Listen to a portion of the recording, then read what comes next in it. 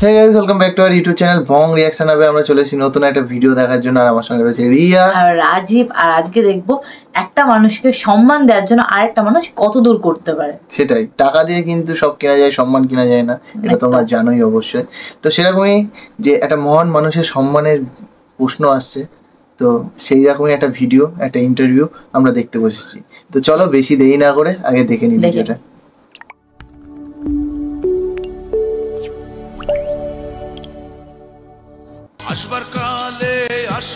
মান্নাবের খুব ইচ্ছা ছিল জেমস ছেড়ে দিয়ে তার ছবিতে একটা গান গাইতে পারি, আপনি আমাকে কত দিবেন? মান্না ভাই বলছে যে আপনার কত লাগবে? 3 লাখ টাকা দিবেন, আমি খালি ভোকালটা দেব। জেমস ভাই তার মন পরীক্ষা করতেছে, এটা মান্না ভাই জানতো না। আচ্ছা, এই গানটা হ্যাঁ অনেকে বলেছিল, এই কথাটা তার পছন্দ হয়েছে। ওই দিনই 3 লাখ টাকার চেক দিন গান মান্না ভাইরে বুঝাই দিল, সেদিন সে চেক ফেরত দিল জেমস ভাই, যে মান্না ভাই আসলে আমি আপনার মন পরীক্ষা করছি, গানের টাকা তো নেব না।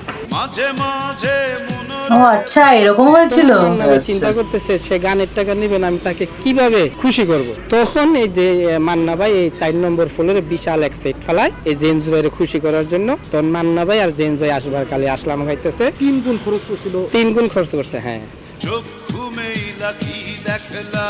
মান্না ভাইয়ের খুব ইচ্ছা ছিল জেমস ছেড়ে দিয়ে তার ছবিতে একটা গান গাওয়াবে। তখন মান্না ভাই 3-4 দিন তার কাছে গেছে, জেমস ভাইয়ের কাছে, যে ভাই আপনি একটা আমার ছবিতে একটা গান গাবেন। তখন সেই গান কই কি বাংলা সিনেমাতে গান গাবো মান্না ভাই, বাংলা সিনেমা এখন আগের মতো আছে। তখন ওই সময়টা একটু অশ্লীলতা চলতেছিল, ওই সময় অশ্লীলতা চলতেছিল। তখন মান্না ভাই তার কাছে গেছে, তখন সে রাজি হয় না।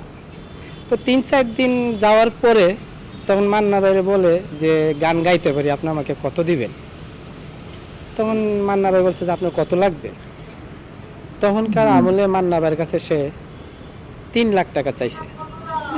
3 লাখ টাকা অনেক। 3 লাখ টাকা দিবেন, আমি খালি ভোকালটা দেব। তো গানটার যে গীতিকার, হ্যাঁ, তো সেই গীতিকারের কাছে গেল। যাওয়ার পরে সে বলল জেমস ভাই তো রাজি করাইছি, আপনি একটা গান লেখেন। তখন সেই গানটা লেখার সময় লেখছে, লেখা গানটা মান্না ভাই নিয়ে গেছে। তখন আমি প্রতিদিনই ভাইয়ের সাথে আমি যাইতাম, পিছনে শুটিং শেষ করে মান্না ভাইয়ের কাছে, মান্না ভাই লয়ে যেত চল যাই। তা আমিও জেমসের গানের বক্তব্য শুন্য যাইতাম। যাওয়ার পরে সে গান পড়ছে, পড়ার পরে কাগজ ছিঁড়া ফেলে দিছে। তো মান্না ভাই একটু অপমান বলতেছে, কাগজটা ছিঁড়ে ফেললো, তার গান পছন্দ হয় না। তা আবার বকুল আহমেদের কাছে গেছে, এটার গীতিকার। যাওয়ার পরে ভাই জেমস ভাইয়ের তো গান পছন্দ হয় নাই। আবার লেখছে, আচ্ছা ভাই তাহলে আর 2-3 দিন সময় দেন। আবার লেখছে, লেখার পরে সে আবারও কয় না মান্না ভাই গান আমার পছন্দ হয় না। তো এটা জেমস ভাই তার মন পরীক্ষা করতে অনেকবার তাহলে গানই হয়েছে।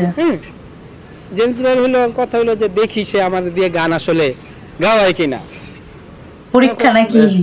3-4 দিন যাওয়ার পরে তখন গীতিকার বললো যে মান্না ভাই আমি আর গান লিখবো না, সে গাবে না, আপনাকে বিভিন্নভাবে সে অ্যাভয়েড করতেছে। তো যাও, মান্না ভাই মন খারাপ করলো, আবার লাস্টবারের মতো লেখেন। লাস্টবারের মতো লেখে তাকে নিয়ে গেছে। যাওয়ার পরে আসবার কালে আসলাম একা, যাবার কালে যাবো একা, এই কথাটা তার পছন্দ হয়েছে। এই কথাটা পছন্দ হওয়ার পরে জেমস ভাই নামে যে কয়টা সুর আমি একটু মডিফাই করবো, ঠিক আছে। তখন সে গানটাকে গাইলো। গাওয়ার পরে জেমস ভাইরে ওই দিনই 3 লাখ টাকার চেক দিল। চেক দেওয়ার পরে মান্না ভাই যেদিন গান মান্না ভাইরে বুঝাই দিল, সেদিন সে চেক ফেরত দিল জেমস ভাই, যে মান্না ভাই আসলে আমি আপনার মন পরীক্ষা করছি, আমি আপনার এই গানের টাকা তো নেব না। তখন মান্না ভাই অবাক হইলো, সে গানের টাকা নিবে না। তখন মান্না ভাই চিন্তা করতেছে সে গানের টাকা নিবে না, আমি তাকে কিভাবে খুশি করব। তখন এই ডাইরেক্টরের সাথে আর মাসুম বাবুল ভাইয়ের সাথে আলাপ করলো যে জেমসের এটা কি করা যায়। তাহলে এক কাজ কর, জেমসের দিয়ে তুই গানটা শুটিংয়ে রাখ। তখন এই যে মান্না ভাই এই 4 নম্বর ফ্লোরে বিশাল এক সেট ফেলায় এই জেমস ভাইয়ের খুশি করার জন্য। তখন মান্না ভাই আর জেমস ভাই আসবার কালে আসলাম গাইতেছে, আর মান্না ভাই সুইমিং পুলের মাঝে বাঁশির মাঝে বাজাইতে হয়েছিল, মাসুম বাবুল ভাইয়ের থিম ছিল। ও এই সিনটা দেখেছি, শুটিং করতে আইছিল, আমি তাকে মেকআপ দিয়েছিলাম। জেমস ভাইয়ের সাথে আমার ওই দিনই দেখা হয়েছে এবং মান্না ভাই পরিচয় করে দিয়েছিল, আমার বললাম ছোট ভাই, ওর খুব পছন্দ আপনার, ও প্রতিদিন আমার লগে যাইতো। হ্যাঁ, এই ছবির কাহিনী। এটা সেটে কত টাকা খরচ করছিল? সেটা মান্না ভাই খরচ করছে প্রায় 4-5 লাখ টাকার মতো। হ্যাঁ, এটা খরচ করছে। তারপরে আবার মান্না ভাইকে পূর্ণিমা আপু একটা অনুষ্ঠান করছে ইয়েতে, একটা চাইনিজ রেস্টুরেন্টে, জেন্টস ভাইয়ের খুশি করার জন্য।